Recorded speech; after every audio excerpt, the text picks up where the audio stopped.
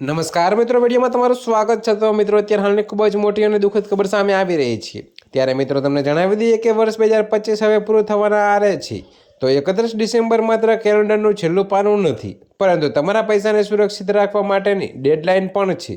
જો તમે હજુ સુધી ઇન્કમ ટેક્સ રિટર્ન એટલે કે ITR, આધાર કાર્ડ લિંકિંગ કે બેંક લોકરના એગ્રીમેન્ટ જેવા કામો નથી પતાવ્યા, તો તમારી પાસે ગણતરીના દિવસો જ બાકી છે। જી હા મિત્રો, જો આ તારીખ ચૂકી જશો તો નવા વર્ષની શરૂઆત દંડ અને મુશ્કેલીઓ સાથે થઈ શકે છે।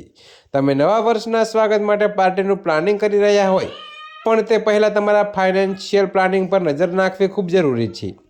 તો કરદાતાઓ અને સામાન્ય નાગરિકો માટે 31 ડિસેમ્બર 2025 સુધીનો સમય અલ્ટિમેટમ સમાન છે।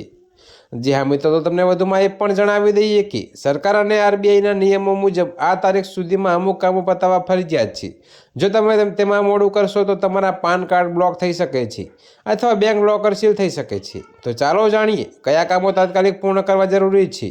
જો તમે નાણાકીય વર્ષ 2024-25 માટે તમારું ઇન્કમ ટેક્સ રિટર્ન સમયસર ભરી શકતા નથી તો ગભરાશો નહીં।